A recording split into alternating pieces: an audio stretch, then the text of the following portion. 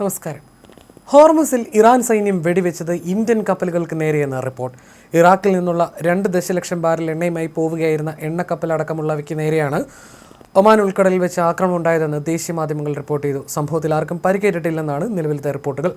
സംഭവത്തെ തുടർന്ന് 2 കപ്പലുകൾക്കും മടങ്ങിപ്പോകേണ്ടി വന്നതായും ദേശീയ മാധ്യമങ്ങൾ റിപ്പോർട്ട് ചെയ്യുന്നു.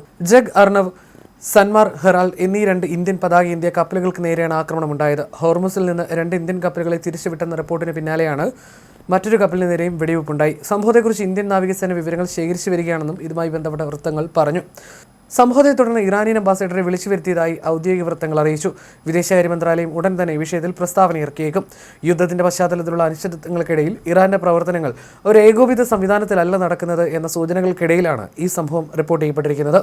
ഇത് താഴെത്തട്ടിൽ വലിയ ആശയക്കുഴപ്പങ്ങൾക്കും ആശങ്കകൾക്കും കാരണമാകുന്നുണ്ട്. ഇറാനിയൻ തുറമുഖങ്ങൾക്ക് മേൽ അമേരിക്കയുടെ നാവിക ഉപരോധം തുടരുന്നതിനിടയിൽ ഹോർമുസ് കടലിടുക്കിന്റെ നിയന്ത്രണം പഴയ നിലയിലേക്ക് മാറിയതായി ഇന്ന് പുലർച്ചെ ഇറാൻ പ്രഖ്യാപിച്ചിരുന്നു. ഇതോടെ സുപ്രധാനമായി ജലപാതയിലൂടെ കടന്നുപോകാനുള്ള ശ്രമം ഉപേക്ഷിച്ച് നിരവധി വാണിജ്യ കപ്പലുകൾക്ക് മടങ്ങേണ്ടതായും വന്നു. ലോകത്തിലെ എണ്ണയുടെയും ദ്രവീകൃത പ്രകൃതിവാതകത്തിന്റെയും 5-1 കടന്നുപോകുന്ന ഈ കടലിടുക്ക് തുറന്നു കൊടുക്കുന്നതായി ടെഹ്റാൻ കഴിഞ്ഞ ദിവസം പ്രഖ്യാപിച്ചിരുന്നു. ഇസ്രയേലും ഹിസ്ബുള്ളയും തമ്മിലുള്ള യുദ്ധം അവസാനിപ്പിക്കാൻ ലബനനിൽ വെടിനിർത്തൽ കരാറായതിനെ തുടർന്നായിരുന്നു ഇത്. എന്നാൽ ഇന്ന് രാവിലെ ഇറാന്റെ സെൻട്രൽ മിലിറ്ററി കമാൻഡ് അമേരിക്കൻ ഉപരോധത്തിന് മറുപടിയായി കടലെടുക്ക് വീണ്ടും അടയ്ക്കുമെന്ന് അറിയിക്കുകയായിരുന്നു. നിരവധി കപ്പലുകൾ ഈ ജലപാതയിലൂടെ കടന്നുപോകാൻ ശ്രമിക്കുന്നതായി മാരിടൈം ട്രാക്കിംഗ് സൈറ്റുകൾ കാണിക്കുന്നതിനിടയിലായിരുന്നു ഇത്തരമൊരു പ്രഖ്യാപനം വന്നത്.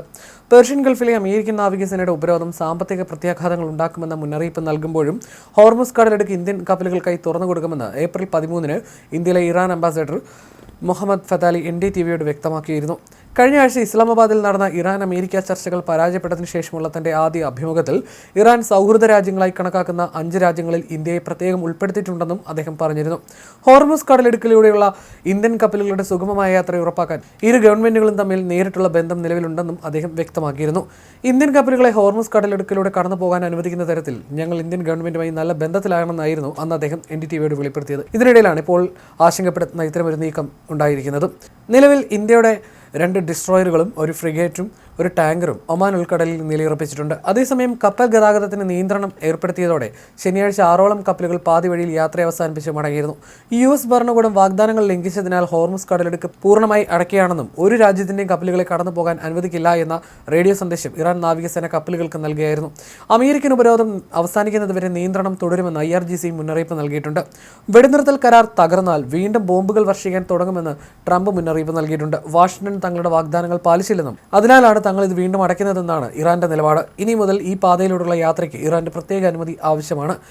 വെള്ളിയാഴ്ച കടലെടുക്ക് തുറന്നതായിട്ടുള്ള പ്രഖ്യാപനം ആഗോള വിപണിയിൽ ആശ്വാസമുണ്ടാക്കുകയും എണ്ണവില കുറയുന്നതിന് കാരണമാവുകയും ചെയ്തിരുന്നു. എന്നാൽ പുതിയ നീക്കത്തോടെ വിപണി വീണ്ടും ആശങ്കയിലായിരിക്കുകയാണ്. ഇറാനുമായി ഒരു കരാറിലെത്തുന്നതുവരെ തങ്ങളുടെ നാവിക ഉപരോധം തുടരുമെന്ന ട്രംപിന്റെ ഉറച്ച നിലപാടാണ് ഇറാനെ വീണ്ടും പ്രകോപിപ്പിച്ചത്. ഉപരോധം തുടർന്നാൽ പാത വീണ്ടും അടയ്ക്കുമെന്ന് ടെഹ്റാൻ നേരത്തെ തന്നെ മുന്നറിയിപ്പ് നൽകിയിരുന്നു. ചർച്ചകൾ പരാജയപ്പെട്ടാൽ സൈനിക നടപടി ഇപ്പോഴും പരിഗണനയിലുണ്ടെന്നും വെടിനിർത്തൽ നീട്ടണമോ എന്ന കാര്യത്തിൽ തീരുമാനമെടുത്തിട്ടില്ലെന്നുമായിരുന്നു ട്രംപ് ആവർത്തിച്ചത്.